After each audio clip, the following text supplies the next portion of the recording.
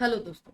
आप सभी लोगों का मेरे इस बेस्ट प्लेटफॉर्म पर स्वागत है। मैं आप सभी के बीच में यूपी ट्रिपल एस पेट से संबंधित बातचीत कर रहे हैं और उसमें आज हम आपको भारतीय इतिहास के बारे में पूर्णतया एक संपूर्ण वीडियो देने वाले हैं। तो अभी तक आप सभी लोग भारतीय राष्ट्रीय आंदोलन से संबंधित वीडियो देखा, पीवाईक्यू देखा, अच्छे से देखा और आप सभी लोग सपोर्ट कर रहे हैं, प्यार दिखा रहे हैं, उसके लिए तहे दिल से बहुत बहुत धन्यवाद। आप सभी लोग फटाफट आप 100 सब्सक्राइबर कंप्लीट करा दीजिएगा, फिर आप सभी के बीच में लाइव क्लास भी लाने का प्रयास करेंगे। तो आइए आज की इस क्लास में यूपी ट्रिपल एस पेट की घटना चक्र के लिए, घटना चक्र की इस बुक से जितने भी पीवाईक्यू आपके 70 यूपी ट्रिपल एस अध्यायवार, हल प्रश्न पत्र, सामान्य अध्ययन, सामान्य विज्ञान, अंक गणित, तर्क शक्ति, ग्राफ तालिका, सामान्य हिंदी, सामान्य अंग्रेजी, जितने भी आपके सब्जेक्ट पूछे जाते हैं उन सब का एक कंप्लीट ये बुक है। और बहुत से बच्चों की मांग है कि इसकी पीडीएफ दे दी जाए।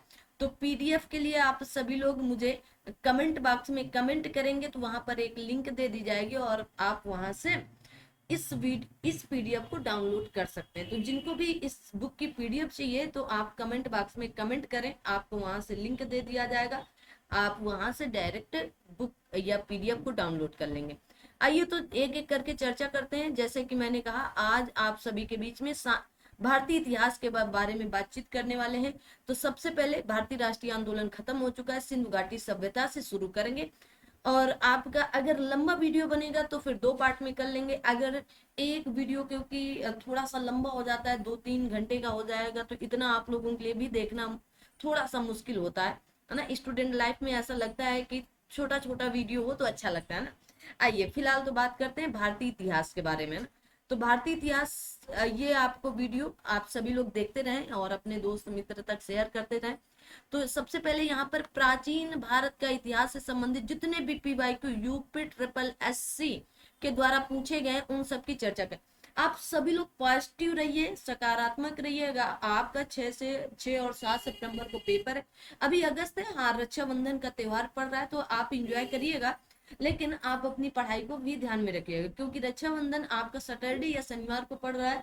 तो छुट्टी बहुत, मतलब वो भी नहीं, संडे को आप वैसे भी थोड़ा सा पढ़ाई में लेजी टाइप होते हैं कि चलो आज संडे है, तो आप थोड़ा सा मैनेज करिएगा, हाँ, लेकिन पढ़ाई को स्किप नहीं करिएगा। चलिए आज के प्रश्न की चर्चा पर चर्चा यहाँ से शुरू करते हैं।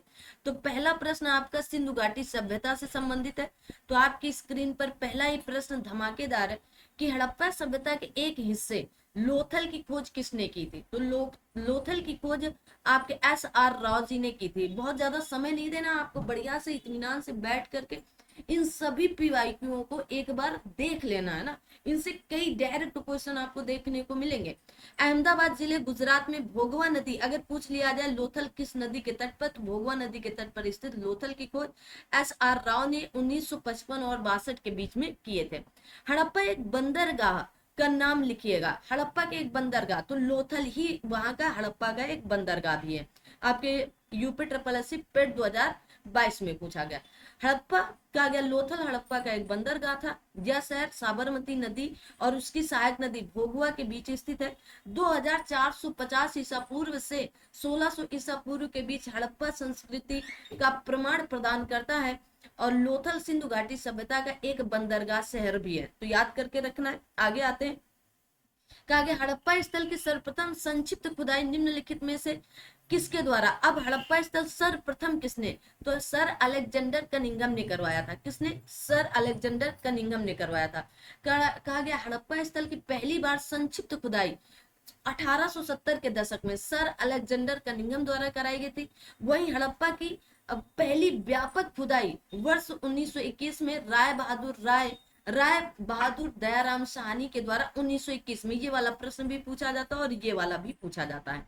कहा गया भारत में स्थित हड़प्पा स्थल में हाकरा मृदभांड के भंडार शामिल है जो सिंधु घाटी सभ्यता के शुरुआती चरणों से पहले की बसावट की विशेषता बताते। तो कहां पर है, तो राखी गढ़ी में। एक बार आप कमेंट करेंगे क्या कि राखी गढ़ी कहां पर स्थित है। पेट में पूछा गया था 2023 में।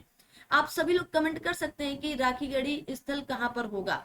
कहा गया भारत में स्थित राखी गढ़ी नामक हड़प्पा स्थल आपके हाकरा मृत भांड भंडार की प्राप्ति हुई। यह सिंधु घाटी सभ्यता के शुरुआती चरणों से पहले के बसावट का प्रतिनिधित्व करता है। राखीगढ़ी नामक पुरा स्थल हरियाणा राज्य में स्थित है। ठीक है, कहां पर है? हरियाणा राज्य में स्थित है, तो राखीगढ़ी हरियाणा में है। स्वतंत्र भारत में उत्खनन किया गया पहला हड़प्पा स्थल निम्नलिखित में से कौन सा था? रोपड़ था। कौन सा था? रोपड़ था। कहा गया रोपड़ स्वतंत्र भारत में पहला सिंधु घाटी खुदाई का स्थल है। रोपड़ का आधुनिक नाम रूपनगर है। क्या है? रूपनगर। ये भी प्रश्न बनता है। कहा गया हड़प्पा काल का कौन सा या इनमें से कौन सा नगर 3 भागों में विभाजित है? तो धौलावीरा। कहां पर है स्थित? तो कहा गया हड़प्पा काल का धौलावीरा नगर 3 भागों में विभाजित था। यह गुजरात राज्य के कच्छ जिले में स्थित है। इसे स्थानीय रूप से कहा गया आपका कोटड़ा टिम्बा के नाम से जाना जाता है। कोटड़ा टिम्बा के नाम से जाना जाता है स्थानीय रूप से। अगला प्रश्न है कि सिंधु घाटी सभ्यता के बारे में निम्न में से कौन सा कथन सत्य है? सिंधु लोग कपास का उत्पादन करने वाले पहले थे, यही बात सत्य है। कहा गया इन्होंने लकड़ी के बक्से में अनाज भंडारित किया, ये बात गलत हो गई। सिंधु घाटी सभ्यता पंजाब, सिंध, बलूचिस्तान, गुजरात, राजस्थान और पश्चिमी बंगाल के कुछ हिस्सों को कवर करता है, तो कुछ हिस्सों से गलत हो गया। सिंधु लोग कुत्ते, बिल्लियों और घोड़ों को बड़े पैमाने पर पालते थे, तो कौन सी बात सत्य? तो केवल एक बात सत्य हो गई। आगे आते हैं। कहा गया सैंधवकालीन अर्थव्यवस्था सिंचित कृषि, अधिशेष पशुपालन, दस्तकारी तथा आपके आंतरिक और विदेश व्यापार पर आधारित थी।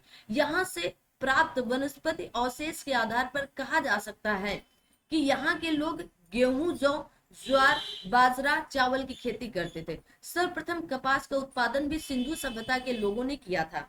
यूनानी इसे सिंडन कहते थे क्योंकि इसकी उत्पत्ति सिंधु से हुई थी। क्या कहते थे? तो यूनानी अगर पूछ लिया जाए क्या कहते थे, तो सिंडन कहते थे। थोड़ा सा इंपॉर्टेंट लगता है तो आप याद कर लीजिएगा, थोड़ा सा इंपॉर्टेंट लग रहा है वो चीज। ठीक है, आगे देखो। अगला प्रश्न आपकी स्क्रीन पर जो है वो कुछ इस तरह से है।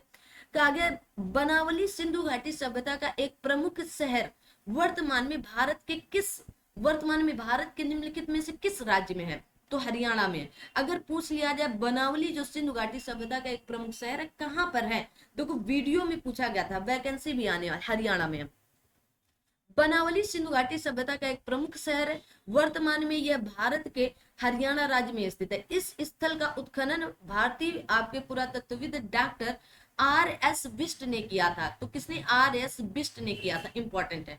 मोहनजोदड़ो का शब्द अर्थ क्या है? तो मोहनजोदड़ो शब्द का अर्थ क्या है? तो आप कहेंगे माउंट ऑफ द डेड, है ना, माउंट ऑफ द डेड। तो मोहनजोदड़ो सिंधु सभ्यता का एक प्रमुख नगर था जिसकी खोज राखल दास बनर्जी ने 1922 में किए थे। मोहनजोदड़ो का शाब्दिक अर्थ मृतकों का टीला या माउंट ऑफ द डेड कहा जाता है। इसे क्या? Mount of the dead. या पाकिस्तान के सिंध प्रांत के कहा गया लरकाना जिले में सिंधु नदी के तट पर स्थित है। किस नदी के तट पर है? तो सिंधु नदी के तट पर स्थित है। आगे देखेंगे। कहा गया हड़प्पा सभ्यता के दौरान डांसिंग गर्ल या आपकी नर्तकी की कांस्य प्रतिमा बनाने के लिए के तकनीकी का इस्तेमाल किया गया। तो आप कहेंगे मोमलोपी ढलाई या आपकी कास्टिंग का उपयोग किया गया। आपके अक्टूबर 2022 में पूछा गया था। तो कहा गया हड़प्पा सभ्यता के दौरान डांसिंग गर्ल या नर्तकी की कांस्य प्रतिमा बनाने के लिए मोमलोपी ढलाई या कास्टिंग या कहा गया आपका लॉस्ट वैक्स कास्टिंग तकनीक का इस्तेमाल किया गया था। इंपॉर्टेंट है। निम्नलिखित में से किस स्थान पर पुजारी राजाओं की मूर्ति मिलती थी? तो पुजारी राजाओं की मूर्ति कहाँ मिलती थी? तो मोहनजोदड़ो में मिलती थी। ठीक है, तो कहा गया पुजारी राजाओं की मूर्ति हड़प्पा सभ्यता के मोहनजोदड़ो से प्राप्त हुआ करती थी। कहा गया पशुपति मोहर सिंधु घाटी सभ्यता के किस स्थल से मिली, है ना। अब आपसे पूछा गया है, कमेंट करके आप सभी लोग बताएंगे जो आपका ये प्रश्न है। और मैंने फिर से कहा कि अगर आपको पीडीएफ लेनी है तो आप कमेंट बॉक्स में कमेंट करेंगे, वहां पर आपको लिंक दे दिया जाएगा और आपको पीडीएफ मिल जाएगी। पशुपति मोहर सिंधु घाटी सभ्यता के किस स्थल से मिली? बनावली से, लोथल से, या फिर आप कहेंगे आगे ऑप्शन देख लेते क्योंकि मोहनजोदड़ो से मिली थी। तो अगला ऑप्शन जो आपका ऑप्शन नंबर सी होगा, शायद आई होप वही सही हो, डी। अच्छा, तो कालीबंगा से। तो आप कहेंगे मोहनजोदड़ो से मिली थी। कहां से? मोहनजोदड़ो से। कहा गया पशुपति मोहर सिंधु घाटी सभ्यता के मोहनजोदड़ो स्थल से मिली। ध्यान तब है कि मोहनजोदड़ो पाकिस्तान के सिंध प्रांत के लरकाना जिले में स्थित है। सिंधु सभ्यता में घोड़े की अस्थियों के अवशेष कहाँ से मिले?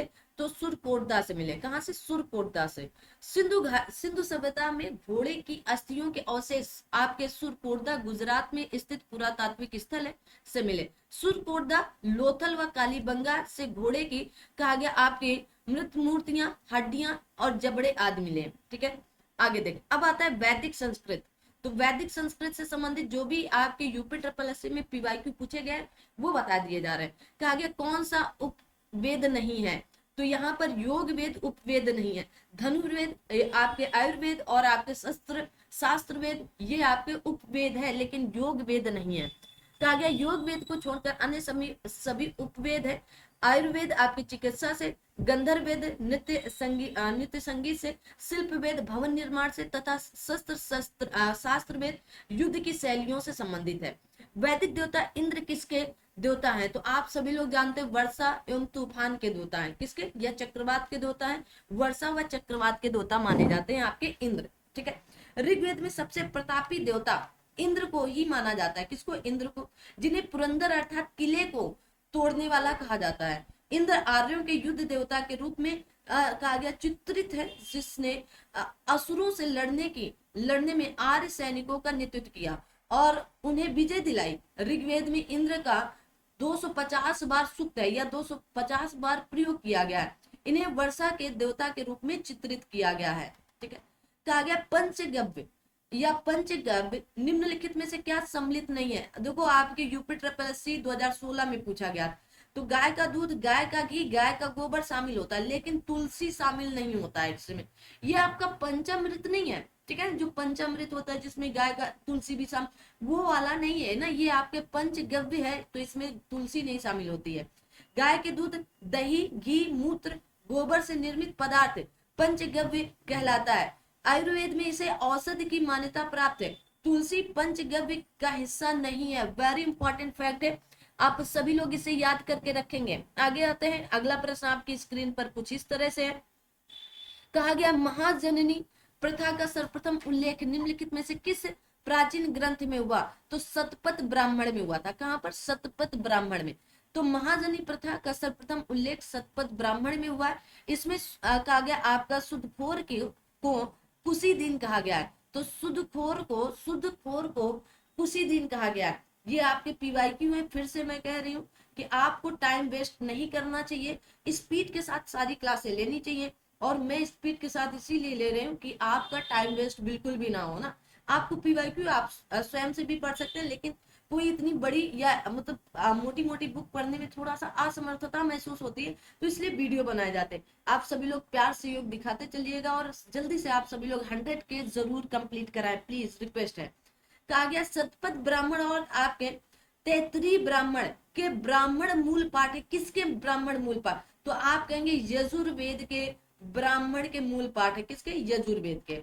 कहा गया शतपथ ब्राह्मण और यह आपके तैतरी ब्राह्मण यजुर्वेद के ब्राह्मण मूल पाठ है। शुक्ल यजुर्वेद के रचयिता आपके वाजसनी के पुत्र याज्ञवल्क्य माने जाते हैं। तो याज्ञवल्क्य जी को माना जाता है, ध्यान रखें। वेदों के गद्य प्रकरण क्या कहलाते हैं? तो आप कहेंगे ब्राह्मण कहलाते। वेदों के गद्य प्रकरण क्या कहलाते हैं? वेदों के, तो आप कहेंगे ब्राह्मण कहलाते। वेदों के गद्य प्रकरण ब्राह्मण कहलाते हैं। ऋग्वेद के ब्राह्मण ग्रंथ तो आप कहेंगे ऐतरेय और कौशिकी है। यजुर्वेद के शतपथ, तैतरी, आपका मैत्रिणी और आपके काठक है। तथा आपके कंठ कहा गया कंठ कपिष्ठल, सामवेद का पंचविश और जैमिनी आदि का अथर्ववेद का आपके गोपथ है। अथर्ववेद का पूछ लिया जाए तो गोपथ है, सामवेद का पंचविश, जैमिनी है। ठीक है, याद रखेंगे। प्राचीनतम वेद कौन सा है?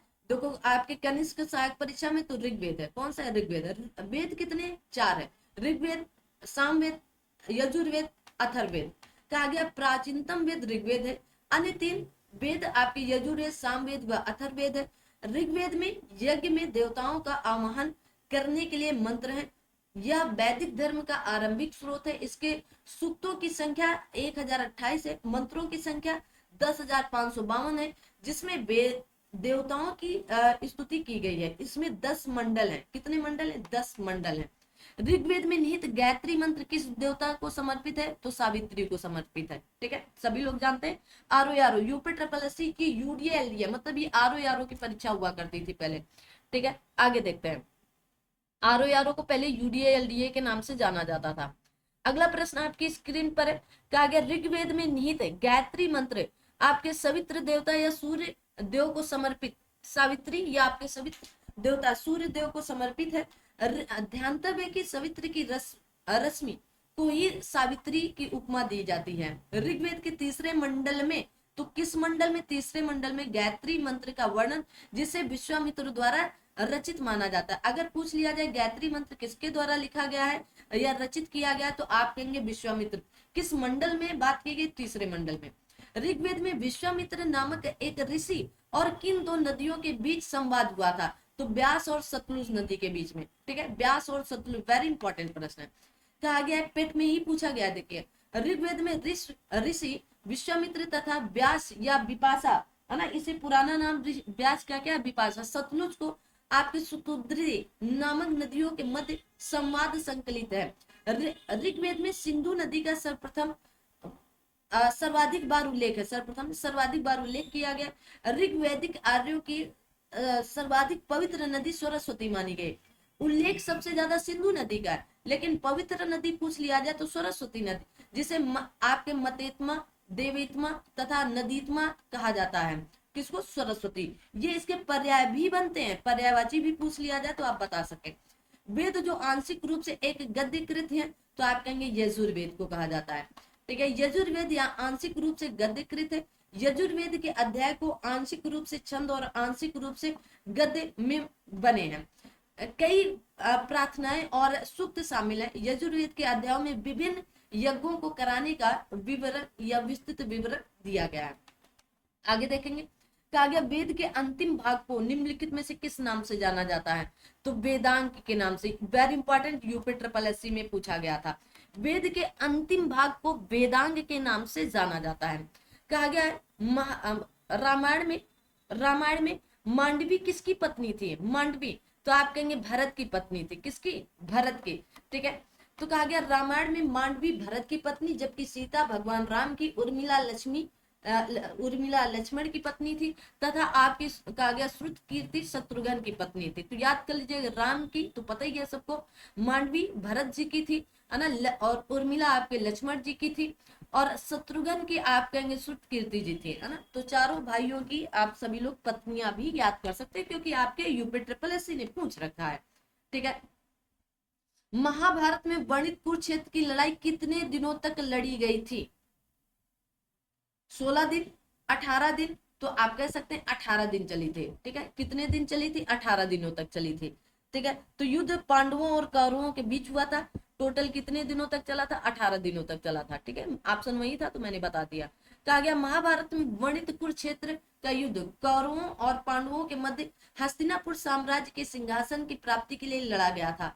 यह युद्ध 18 दिनों तक लड़ा गया था। कितने दिनों तक? 18 दिनों तक। कहा गया ऋषि मनु के अनुसार पुरानी पवित्र नदियों जैसे सरस्वती और आपके कहा गया दृश्य द्वितीय के बीच का भूभाग क्या कहलाता था? तो ब्रह्मवर्त कहलाता था। क्या कहलाता था? ब्रह्मवर्त कहलाता था। याद कर लो भाई, ब्रह्मवर्त कहलाता था। ऋषि मुनि के अनुसार पुरानी पवित्र नदियों जैसे आपके सरस्वती या दृश्य द्वितीय के बीच का भूभाग ब्रह्मवर्त कहलाता था। पेट में पूछा गया, इंपॉर्टेंट है। बौद्ध धर्म गौतम बुद्ध जीवन की कुछ शिक्षाओं से संबंधित प्रश्न पूछे गए। कहा गया निम्नलिखित में से कौन सा बौद्ध पवित्र स्थल निरंजना नदी पर स्थित है? तो आप कहेंगे बोध गया स्थित है। कौन सा? बोध गया। अब थोड़ा सा पढ़ लो। कहा गया प्रसिद्ध बौद्ध स्थल बोध गया निरंजना नदी के किनारे स्थित है। बोध गया में ही गौतम बुद्ध को ज्ञान की प्राप्ति हुई थी और इसके पश्चात बुद्ध के नाम से प्रसिद्ध हुए। तभी से यह स्थल बौद्ध धर्म के अनुयायियों के लिए अत्यंत महत्वपूर्ण है। 2002 में यूनेस्को द्वारा बोध गया में स्थित महाबोधि मंदिर परिसर को विश्व विरासत स्थल घोषित कर दिया गया। तो कब घोषित किया गया? सन 2000 में। ये भी प्रश्न आपका बन सकता है। बोध गया एक महत्वपूर्ण बौद्धिक तीर्थ केंद्र क्यों बना? तो कह सकते हैं कि क्योंकि गौतम बुद्ध ने यहाँ ज्ञान की प्राप्ति की थी। क्या? पैदा नहीं होते, ज्ञान की प्राप्ति किए थे। ठीक है, तो क्या हुआ था, आप कहेंगे कि यहाँ पर ज्ञान की प्राप्ति हुई थी, इसलिए इसे प्रमुख माना जाता है। अगला प्रश्न आपकी स्क्रीन पर कुछ इस तरह से, आइए। तब तक आप सभी लोग सेशन को लाइक शेयर भी कर सकते हैं ना, चैनल को सब्सक्राइब नहीं किया तो चैनल को सब्सक्राइब भी कर देंगे। कहा गया ज्ञान प्राप्त करने के बाद बौद्ध गौतम को किस नाम से या किस रूप में जाना जाता है, तो बुद्ध के नाम से जाना जाता है। किस नाम से, बुद्ध के। कहा गया किस स्मारक से गौतम ने, अब आप देखेंगे किस स्मारक से गौतम बुद्ध ने दुनिया के लिए बौद्ध धर्म के अपने दिव्य ज्ञान का प्रचार किया, तो कौन सा स्मारक कह सकते हैं आप सभी लोग, महाबोधि मंदिर परिषद, है ना, महाबोधि मंदिर परिषद समूह से किया था, ठीक है, या परिसर से किया था, आप कह सकते हैं। ऑप्शन नंबर बी सही है। लेकिन आइए देखते हैं, कहा गया गौतम बुद्ध को बोध गया में ज्ञान प्राप्त हुआ, इस ज्ञान का प्रवर्तन या प्रचार का आरंभ धर्म प्रवर्तन उन्होंने ऋषिपत्नम, सारनाथ, वाराणसी में किया था। अब ऐसा कोई ऑप्शन नहीं था, लेकिन आप गौतम बुद्ध महाबोधि परिसर से या बोध गया से गौतम बुद्ध बौद्ध धर्म के अपने दिव्य ज्ञान का प्रचार किया। यह मंदिर बिहार के बोध गया में स्थित है, यहीं पर गौतम बुद्ध को ज्ञान की प्राप्ति भी हुई थी, ठीक है। लेकिन यहाँ पर एग्जामिनर ने इसका कोई भी आंसर्स नहीं माना था, ठीक है। तो आप महाबोधि मंदिर, अच्छा मंदिर नहीं परिसर कह सकते हो ना, ठीक है, महाबोधि मंदिर परिसर है, आप फिलहाल इसे याद रखें ना, ये माना गया सारनाथ वाराणसी में किया था। गौतम बुद्ध को ज्ञान किस नदी के तट पर प्राप्त हुआ, तो निरंजना नदी के तट पर प्राप्त हुआ था।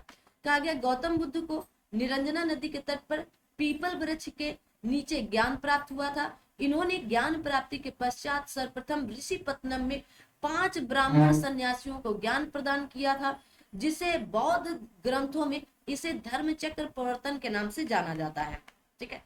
माना जाता है कि गौतम सिद्धार्थ या गौतम बुद्ध ने अंतिम अनुमत या अनुभूति के लिए बोध गया जाने से पहले 6 साल तक निम्नलिखित में से किस स्थान पर पवित्रता पूर्वक ध्यान किया था, तो आप लुम्बिनी में, सारनाथ में, कुशीनगर में। अब अगर आपने डिटेल में नहीं पढ़ रखा होगा तो वास्तव में ये गलत कर देंगे, ठीक है। तो आप कहेंगे डूंगेश्वरी गुफा में, कहां पर, डूंगेश्वरी गुफा में, ठीक है। अब ये गुफा कहां पर है आप कमेंट कर सकते हैं, तो आप कहेंगे ये गया बिहार में।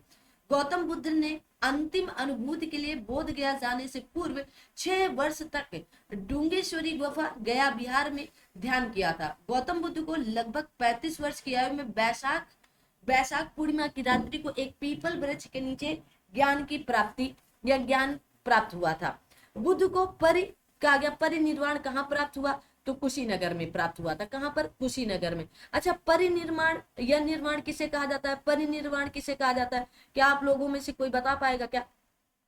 कहा गया महात्मा बुद्ध को मल्ल गणराज्य की राजधानी कुशीनारा या कुशीनगर में 483 ईसा पूर्व में परिनिर्माण प्राप्त हुआ।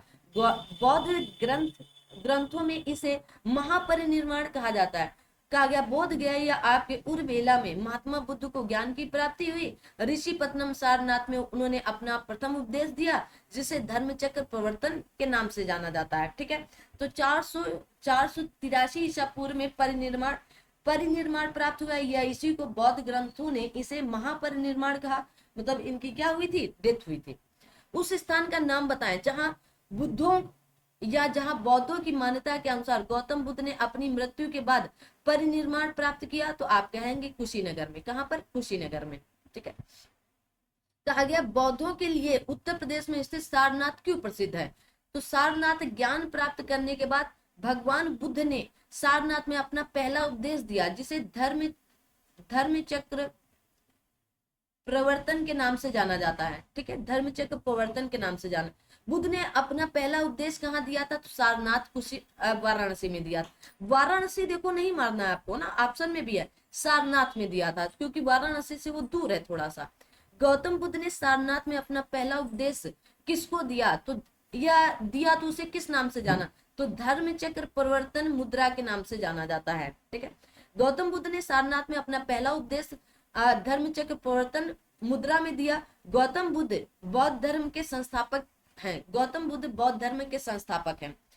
बुद्ध ने अपना पहला धर्मोपदेश देते हुए अपने मत की आधारशिला रखी थी, कहां पर, झांसी में, बोध गया में,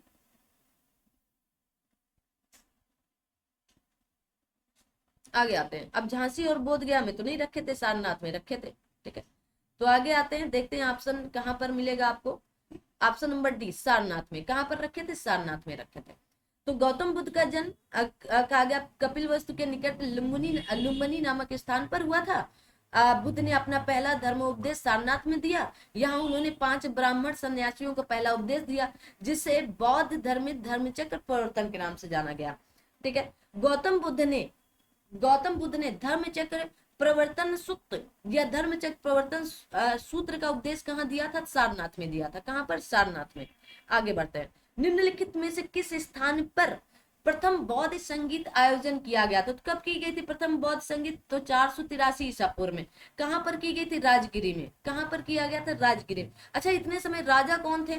कमेंट करोगे क्या? जल्दी से आप सभी लोग कमेंट करेंगे क्या? प्रथम बौद्ध संगीत के समय आपके शासक कौन कर रहे थे? महात्मा बुद्ध की मृत्यु 483 ईसा पूर्व में प्रथम बौद्ध संगीत का आयोजन राजगिरी में किया गया। तो आप क्या कहेंगे? राजा कौन थे? राजा आजाद शत्रु थे। शत्रु के संरक्षण में किया गया था। ठीक है, याद कर लो, आजाद शत्रु के संरक्षण में किया गया था। ठीक है, अगर पूछ लिया जाए कि तृतीय बौद्ध संगीत और चतुर्थ बौद्ध संगीत किन राजाओं के मध्य हुई थी? द्वितीय या सेकंड बौद्ध संगीत, जल्दी से बताओगे। तो राजा कालाशोक कौन था? कालाशोक। ठीक है, अगर तृतीय पूछ ली जाए तो आप कहेंगे अशोक के शासनकाल में। लिख लो भाई, है ना। ये आपके 250 ईसा पूर्व में, और ये आपकी कब? 383 ईसा पूर्व में। और आप कहेंगे चतुर्थ बौद्ध संगीत किसके? तो कनिष्क के शासनकाल में। कुंडनवल कश्मीर कनिष्क के शासनकाल में, है ना। तो आपसे पूछ लिया जाए चतुर्थ बौद्ध संगीत कब हुई थी? अगर आपको पता है तो कमेंट बॉक्स में जरूर बताएंगे, जल्दी से आप सभी लोग। ठीक है, तो किसके शासनकाल में हुई थी? तो आप कहेंगे कनिष्क के शासन, और इसे लिख सकते हो अगर कम पता है तो ठीक है। तो 72वीं ईसा पूर्व में, ईस्वी में कहा गया। पाली में बौद्ध ग्रंथों को आमतौर पर त्रिपिटक यानी थ्री फोल्ड बास्केट कहा जाता है। इनमें से कौन सा त्रिपिटक में नहीं शामिल है? तो अभिधम पिटक, सुत्त पिटक, विनय पिटक शामिल है। आपके उपशाखा पिटक नहीं शामिल है। उपशाखा पिटक नहीं शामिल है। पाली में बौद्ध ग्रंथों को आमतौर पर त्रिपिटक या आपके थ्री फोल्ड बास्केट कहा जाता है, जिसमें शामिल सुत्त पिटक, विनय पिटक, अभिधम पिटक है। त्रिपिटक बौद्ध धर्म के मूल ग्रंथ है। ये पाली भाषा में लिखे गए। किस भाषा में? पाली भाषा में। ये इंपॉर्टेंट हो गया आपके लिए। कहा गया कनिष्क के शासनकाल के दौरान निम्नलिखित में से कौन सी बौद्ध संगीत हुई थी? देखो मैंने बता दिया, पहली अजात शत्रु, है ना। द्वितीय कालाशोक, किसके? कालाशोक, अरे भाई कालाशोक लिख लो, कालाशोक। ठीक है, कालाशोक। तीसरा अशोक। ठीक है, चौथी आपकी कौन सी? चौथी हुई थी 72 ईस्वी में। ठीक है, 72 ईस्वी में। तो आपके कहां पर? तो कनिष्क के शासनकाल में। कहां पर हुई थी? तो आप कहेंगे कश्मीर में, कुंडनवन कश्मीर में। देखो चारों एक साथ दे दी गई हैं, तो आपको यहीं से याद कर लेना। ठीक है, तो ये है आपकी बौद्ध संगीतियां। तो प्रथम बौद्ध संगीत 483 ईसा पूर्व में राजगिरी में। अध्यक्ष इसके थे महाकश्यप, या ऐसे इनको लिख सकते। शासक था अजात शत्रु। द्वितीय बौद्ध संगीत 383 ईसा पूर्व में वैशाली में होती है, और इसके अध्यक्ष आपके सुबुकामी जी हैं। और किसके शासनकाल में? या शासक कौन था? तो कालाशोक। तृतीय आपके 250 भी माना जाता है, 247 भी। तो 247 ईसा पूर्व में पाटलिपुत्र में मुगल कहा गया। आपके मुगल पुत्र तिस्त इसके अध्यक्ष थे, और अशोक के शासक। चतुर्थ बौद्ध संगीत ईसा की प्रथम शताब्दी, तो 72वीं ईस्वी में। कब? 72वीं ईस्वी में, कुंडनवन कश्मीर में, है ना। कहा गया यहाँ पर वसुमित्र अध्यक्ष और अश्वघोष उपाध्यक्ष थे, इसलिए ये थोड़ी सी इंपॉर्टेंट हो जाती है। और कनिष्क के शासनकाल में हुई थी। जिनको नहीं पता वो स्क्रीनशॉट लेकर भी याद कर सकते हैं, या आप लिख लें, या फिर आप याद कर लो, 2 बार कम से कम आप पढ़ लीजिएगा। निम्नलिखित में किस बौद्ध स्थल पर महिलाओं को पहली बार संघ में नियुक्त किया गया था? तो वैशाली में। अब वैशाली में कौन सी हुई थी? तो महिलाओं को पहली बार महात्मा बुद्ध ने शिष्य आनंद के अनुरोध पर वैशाली में संघ में प्रवेश की अनुमति दी। संघ में भर्ती होने वाली पहली महिला महाप्रजापति गौतमी थी। कौन थी? महाप्रजापति गौतमी थी। ठीक है, याद रखोगे क्या? आगे आते हैं। नागार्जुन कौन थे? नागार्जुन एक बौद्ध दार्शनिक थे। कौन थे? एक बौद्ध दार्शनिक थे। ठीक है, नागार्जुन एक बौद्ध दार्शनिक थे। इन्होंने कहा गया आपके प्रज्ञा पारमिता सूत्र की रचना की। याद कर लो भाई, प्रज्ञा पारमिता सूत्र की रचना की, जिसमें शून्यवाद या आपके सापेक्षवाद का प्रतिपादन किया गया है। वे माध्यमिक दर्शन के प्रतिपादक भी थे। ठीक है, आगे बढ़ते हैं। भारत में स्थित किस शहर को विश्व का सबसे पुराना शहर माना जाता है? तो वाराणसी को। किसको? वाराणसी को। राजस्व लेखपाल में पूछा गया। हिंदू पौराणिक कथा के अनुसार वाराणसी या काशी विश्व का प्राचीनतम शहर है। प्राचीन काल में वाराणसी काशी महाजनपद की राजधानी हुआ करती थी। ठीक है, तो क्या हुआ करती थी? महाजनपद की राजधानी हुआ करती थी। आगे आते हैं। त्रिरश्मि बुद्ध बौद्ध गुफा परिसर, जहां 3 नई गुफाएं खोजी गई, किस राज्य में स्थित है? तो महाराष्ट्र में स्थित है। कहां पर स्थित है? तो महाराष्ट्र राज्य में स्थित है। ठीक है, क्या बोलोगे? महाराष्ट्र में स्थित है। ठीक है, आगे देखते हैं, आगे चलते हैं, आगे देखते हैं क्या होगा। अगला प्रश्न है आपकी स्क्रीन पर, पहले इसकी व्याख्या देख लेते हैं थोड़ी सी, देखिएगा। आगे आते हैं, तो अगला कहा गया है कि महाराष्ट्र के नासिक जिले में त्रिरश्मि बौद्ध गुफाएं स्थित हैं। भारतीय पुरातत्व सर्वेक्षण को उसी क्षेत्र में 3 और गुफाएं मिली हैं। कितनी गुफाएं? 3 और गुफाएं। राजा बिंबिसार के दरबार में उस प्रसिद्ध चिकित्सक का क्या नाम है जो भगवान बुद्ध के निजी चिकित्सक रहे हैं? तो आप कहेंगे जीवक नाम है। क्या नाम था? जीवक नाम है। तो जीवक प्राचीन भारत के प्रसिद्ध आयुर्वेदाचार्य थे और ये गौतम बुद्ध के निजी चिकित्सक तथा बिंबिसार के दरबारी चिकित्सक भी थे। बिंबिसार मगध का राजा तथा अजात शत्रु बिंबिसार का पुत्र हुआ करता था। क्या पुत्र था? कहा गया स्तूप के अर्धवृत्ताकार टीले के ऊपर देवताओं के निवास का प्रतिनिधित्व करने वाली बालकनी जैसी संरचना क्या कहलाती थी? तो हर्मिका कहलाती थी। क्या? हर्मिका कहलाती थी। याद कर लो भाई, इस तरह के शब्दावली जो है ये बड़ी इंपॉर्टेंट है।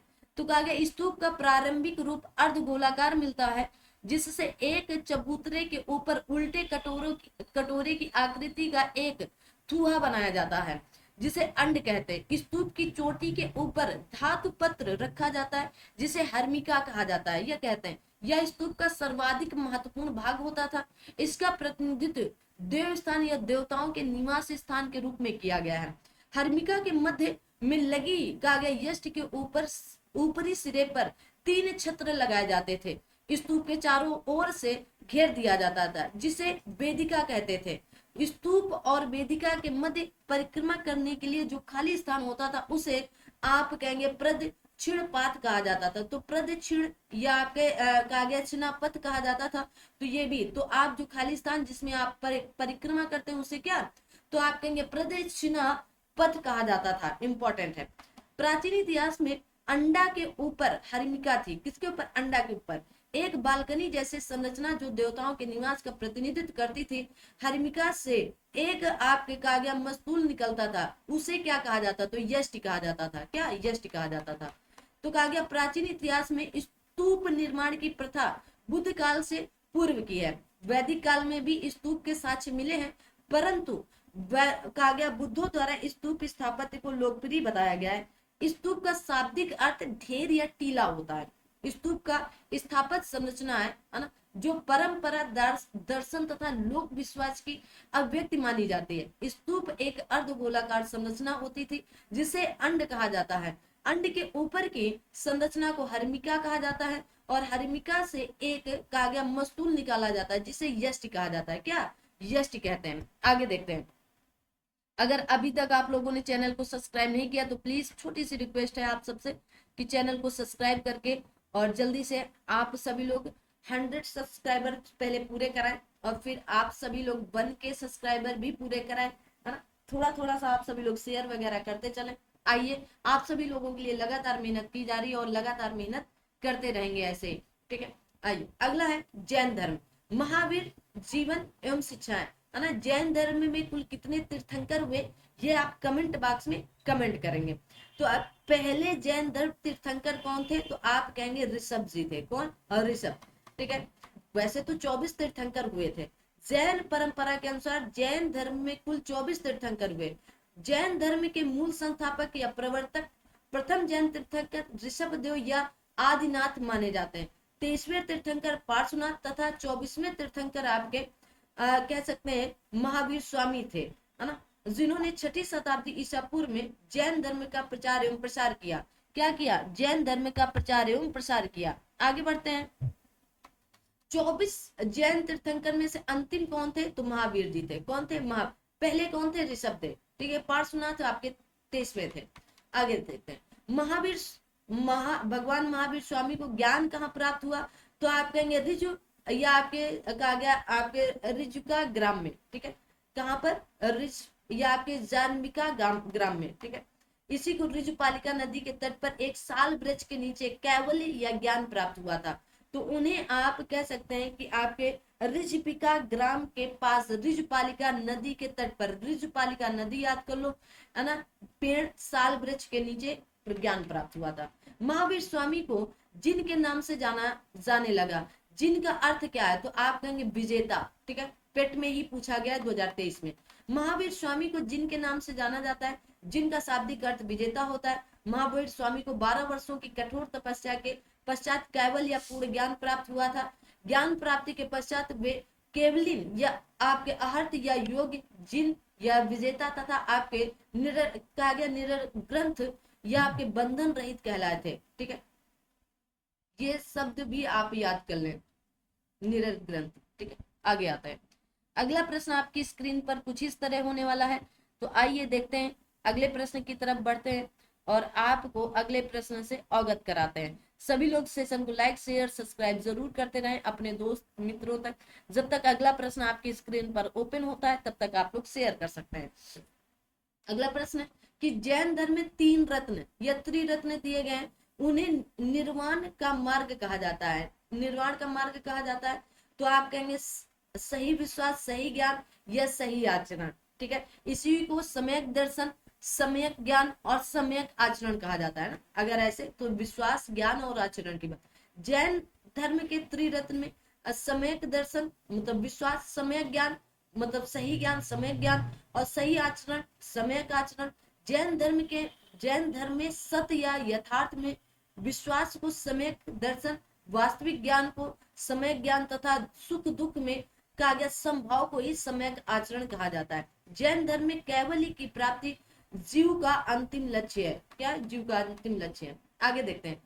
कहा गया मनुष्य जीवन का सर्वोत्तम ध्येय है कैवल्य, जिसका अर्थ है इच्छाओं पर विजय प्राप्त करना। किस पर? इच्छाओं पर विजय प्राप्त। जैन धर्म के अनुसार मनुष्य जीवन का चरम लक्ष्य कैवल्य की प्राप्ति, उपयुक्त विकल्पों में कैवल्य का साम्य इच्छाओं पर विजय प्राप्त करना है, करने से स्थापित किया जा सकता है, क्योंकि इच्छाओं पर विजय प्राप्ति के बिना कैवल्य संभव नहीं है। जैन धर्म का सबसे महत्वपूर्ण मौलिक सिद्धांत क्या है? तो अहिंसा। क्या है? अहिंसा। अहिंसा को जैन धर्म के सबसे महत्वपूर्ण मौलिक सिद्धांतों के रूप में जाना जाता है। जैन धर्म के 5 सिद्धांत, अहिंसा सबसे मौलिक है। जैन धर्म के 5 सिद्धांत अहिंसा, सत्य, अस्तेय, अपरगिरी और ब्रह्मचर्य है। याद कर लो, अहिंसा, सत्य, अस्तेय, अपरगिरी एवं ब्रह्मचर्य है।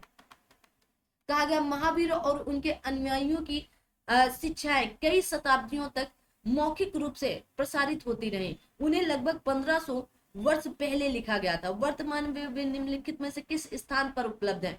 तो वल्लभी, गुजरात में। कहां पर है? वल्लभी, गुजरात में, ठीक है। 2023 का पेपर जो पेट का हुआ था, बहुत ही बेहतरीन पेपर बनाया गया था ना, बहुत मतलब कठिन भी था, ठीक है। तो याद रखना कि पेपर इस बार का भी आपका ठीक ठाक आएगा, है ना, क्योंकि अब कंपटीशन हाई होता चला जा रहा है।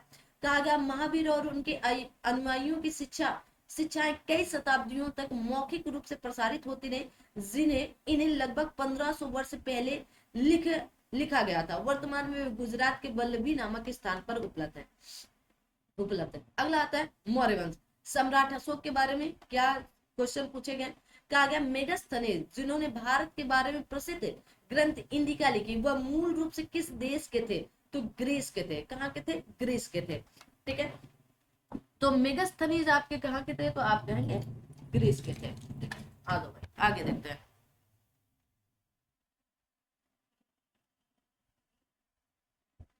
आगे है कि मेगास्थनीज मूलतः ग्रीस का निवासी था। जो सेल्यूकस निकेटर का राजदूत बनकर चंद्रगुप्त मौर्य के दरबार में आया था। किसके दरबार में? चंद्रगुप्त मौर्य के। मेगास्थनीज की प्रसिद्ध पुस्तक का नाम इंडिका है। क्या है? इंडिका है। मौर्यकालीन भारत के विवरण वाली इंडिका के लेखक कौन है? तो मेगास्थनीज है। कौन है? मेगास्थनीज है। कहा गया विशाख दत्त, है ना।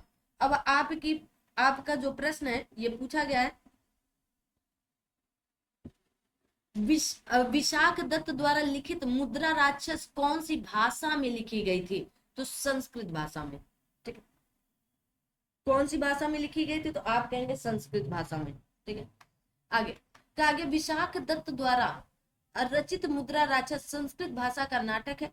इसे हिंदी में अनुदित करने का श्रेय भारतेंद्र हरिश्चंद्र को प्राप्त है। ये भी प्रश्न पूछा जा सकता है। इस ग्रंथ से चंद्रगुप्त मौर्य के विषय में विस्तृत सूचना प्राप्त होती है। नाटक में चंद्रगुप्त को कहा गया वृषल तथा कुलहीन कहा गया है।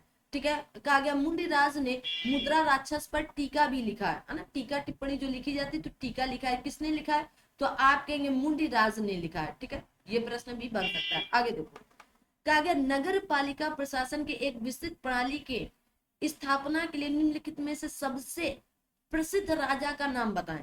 तो कौन थे? चंद्रगुप्त मौर्य हैं। कौन है? चंद्रगुप्त मौर्य हैं। ठीक है, सप्लाई इंस्पेक्टर में पूछा गया यूपी ट्रिपल एससी। और फिर से कह रहे हैं कि आपको पीवाईक्यू जरूर पढ़ के जाना चाहिए। पीवाईक्यू पढ़ के जाओ। अभी पेपर जो जिस लेवल के आ रहे हैं उससे समझ में आ रहा है कि पीवाईक्यू का महत्व अब लगातार बढ़ने वाला है। ठीक है, सेशन को लाइक शेयर सब्सक्राइब जरूर करते चले। आगे देखो, यूनानी लेखक मेगास्थनीज ने कहा गया मौर्य के नगर प्रशासन का विस्तृत विवरण दिया है। मेगास्थनीज की इंडिका में पाटलिपुत्र के नगर प्रशासन का वर्णन मिलता है। इसके अनुसार पाटलिपुत्र नगर का प्रशासन 30 सदस्यों वाली समितियों द्वारा होता था। इसकी कुल 6 समितियां होती थी तथा प्रत्येक समिति के 5 सदस्य होते थे। मेगास्थनीज के अनुसार नगर पालिका प्रशासन की एक विस्तृत प्रणाली की स्थापना चंद्रगुप्त मौर्य के दौरान की गई थी। ठीक है, कहा निम्नलिखित में से किस संप्रदाय में बिंदुसार की रुचि थी? तो आप कहेंगे आजीवक संप्रदाय में। किसमें? आजीवक संप्रदाय। मौर्य सम्राट बिंदुसार की आजीवक धर्म में रुचि थी। यूनानी लेखकों ने बिंदुसार को अमित्रोकेडीज नाम से, किसके? अमित्रोकेडीज कहा। विद्वानों के अनुसार अमित्रोकेडीज का संस्कृत रूप अमित्र या अमित्र घात होता है। ठीक है, अमित्रोकेडीज का। ठीक है, तो आप इस नाम को जानते थे। अगर ये नाम पूछ लिया जाए कि अमित्रोकेडीज, तो किसको कहा जाता था? बिंदुसार को कहा जाता था। भारतीय दर्शन और इतिहास के कहा गया अध्येताओं के अनुसार आजीवक संप्रदाय की स्थापना आपके मखलिपुत्र गोशाल या गोशाल ने की थी। तो किसने किया था? तो आप कहेंगे मखलिपुत्र गोशाल ने। सम्राट अशोक का कौन सा शिलालेख कलिंग पर उनकी विजय का उल्लेख करता है? तो 13वां शिलालेख। कौन से? 13वां शिलालेख। कहा गया कलिंग युद्ध तथा उसके परिणामों के विषय में अशोक के 13वें शिलालेख में विस्तृत सूचना प्राप्त होती है। अशोक ने अपने राज्याभिषेक के 8 वर्ष बाद 261 ईसा पूर्व में कलिंग पर आक्रमण किया। ठीक है, अगर पूछ लिया जाए अशोक ने अपना राज्याभिषेक कब कराया था, चलो तो क्या बोलोगे? तो कितने? तो कहा गया 8 वर्ष बाद, मतलब आपके 269 में ईसापुर पीछे चलता है ना, तो ईसापुर 269 ईसापुर में। ठीक है, याद रखोगे।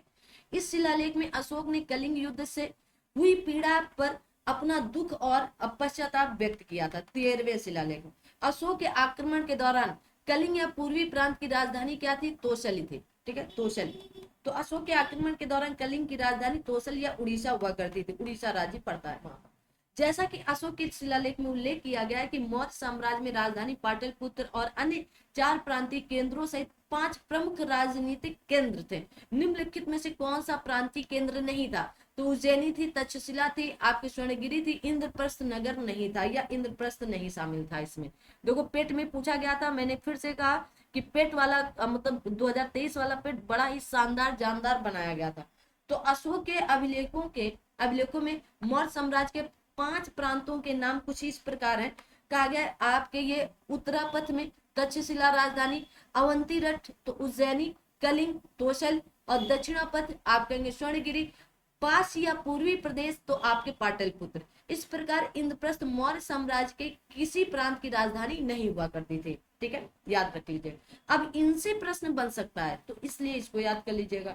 कहा गया निम्नलिखित में से कौन सा अशोक के साम्राज्याधीन नहीं था? तो आप कहेंगे कामरूप। कश्मीर, गुर्जर और कर्नाटक तो था, लेकिन कामरूप नहीं था। कहा गया कामरूप अशोक के साम्राज्याधीन नहीं था। कामरूप का पहला ऐतिहासिक उल्लेख आपके समुद्रगुप्त के 4वीं सदी में ईस्वी के प्रयाग प्रशस्ति या हरिसेन द्वारा रचित है प्रयाग प्रशस्ति में मिला, जहां यह गुप्त साम्राज्य के सीमावर्ती राज्यों या आपके डाकू और समतट के साथ वर्णित किया गया है। अशोक के कौन से शिलालेख में ब्राह्मी लिपि का प्रयोग नहीं किया गया है?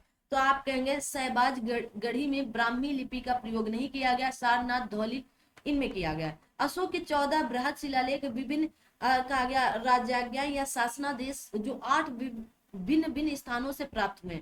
तो 8 स्थानों से प्राप्त हुए कितने? 14 बृहद शिलालेख। अशोक के शहबाज गढ़ी तथा आपके कहा गया मानसेरा अभिलेख अन्य लेखों के विपरीत खरोष्टी लिपि में लिखे गए, जो ईरानी आपके कहा गया अरामेक से उत्पन्न हुई थी। ठीक है, ईरानी है। ठीक है, तो खरोष्टी लिपि में। अशोक के प्रधान शिलालेखों में सबसे बड़ा शिलालेख कौन सा है? 13वां शिलालेख है। कौन सा है? 13वां।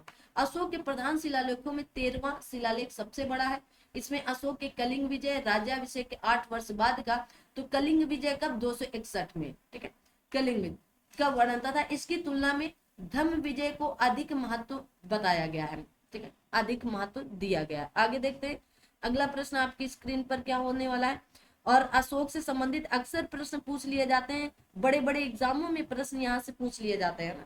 तो आइए अगले प्रश्न की तरफ बढ़ते हैं। अगला प्रश्न आपकी स्क्रीन पर, निम्नलिखित में से मौर्य कला का सर्वोत्तम प्रतिमान कौन सा है? तो स्तंभ है मौर्य कला का। ठीक है, मौर्य कला का सर्वोत्तम प्रतिमान या प्रतिमान कौन है? तो आप कहेंगे आपका क्या? स्तंभ माना जाता है। ठीक है, यहां तक की सारी बातें याद रखोगे क्या? आगे देखते हैं।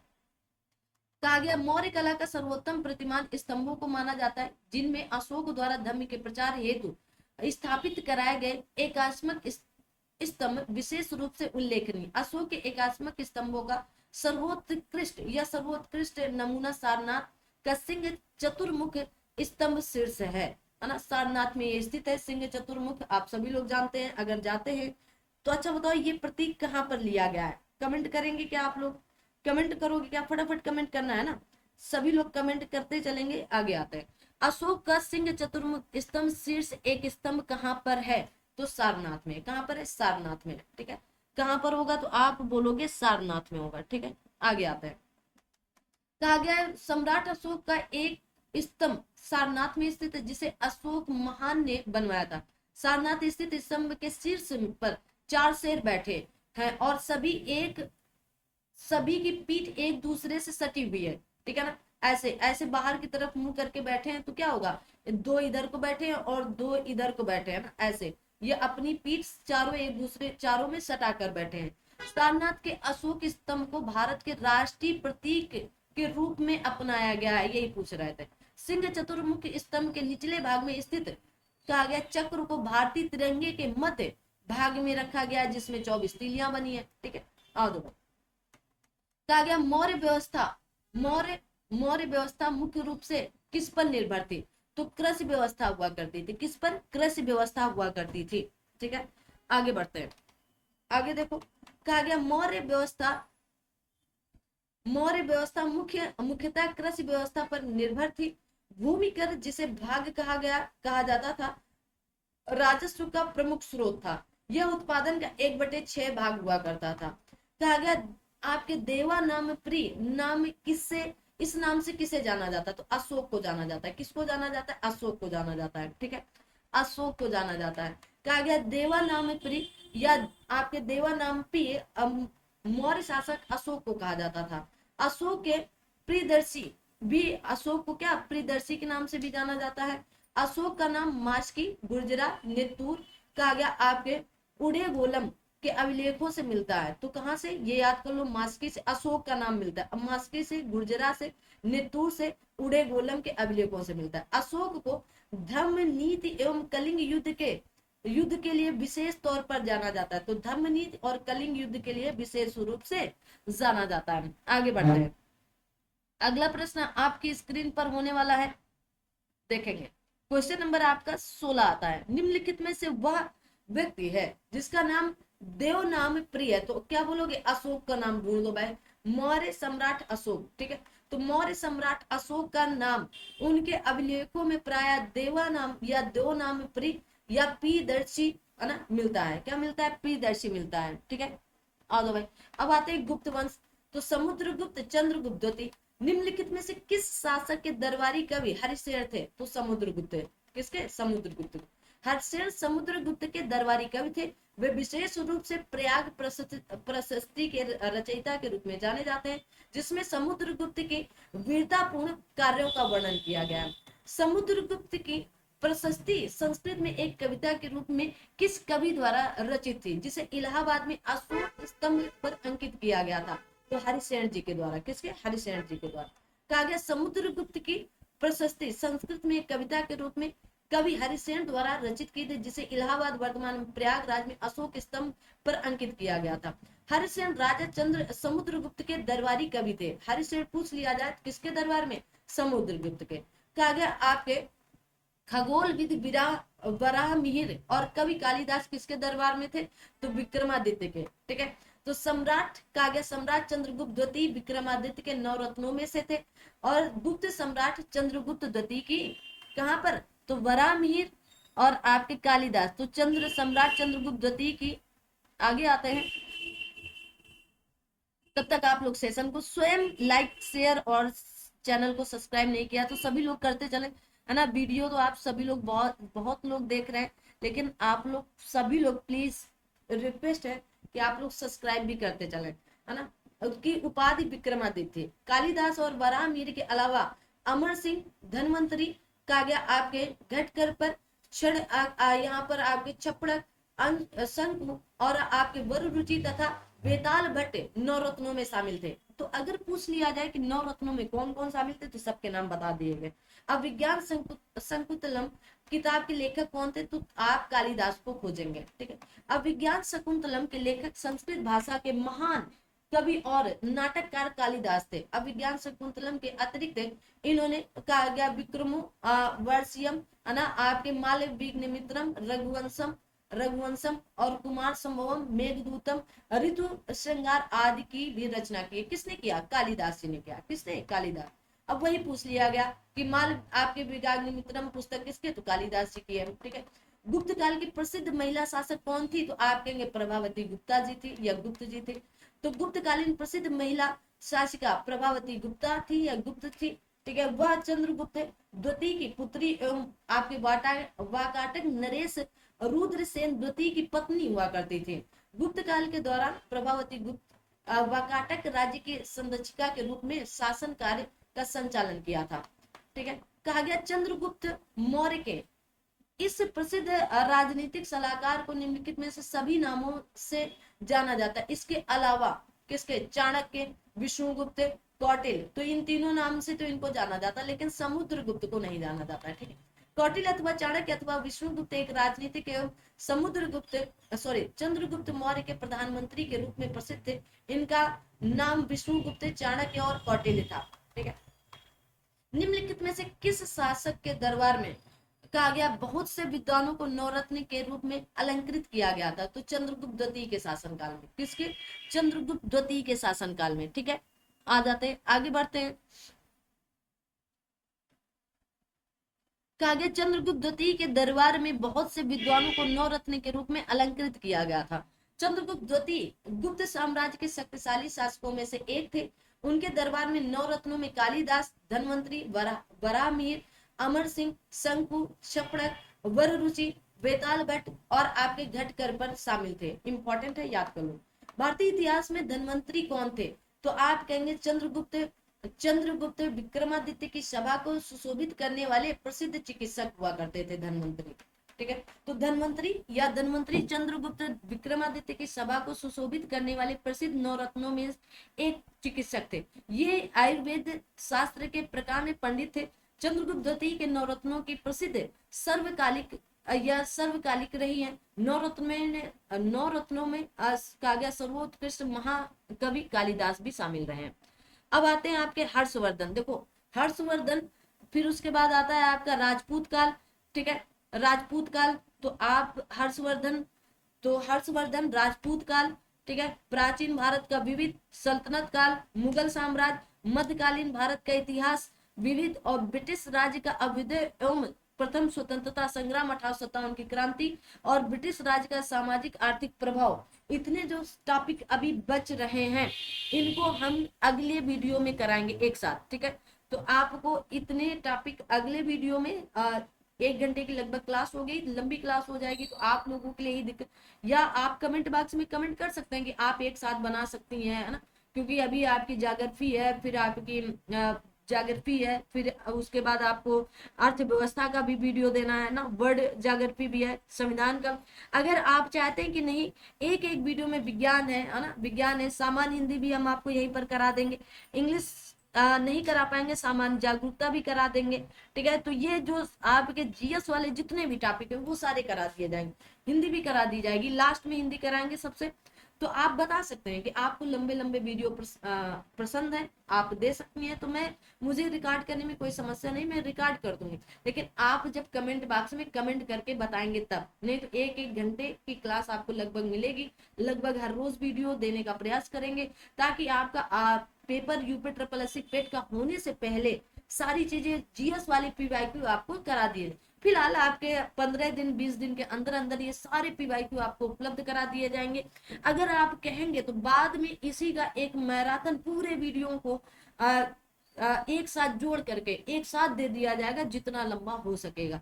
तो आइए मिलते हैं नेक्स्ट वीडियो में, हर्षवर्धन काल से लेकर के आपके ब्रिटिश काल तक की पूरी बातचीत करेंगे, ठीक है। तो तब तक के लिए आप लोग अपना ध्यान रखें, थैंक यू।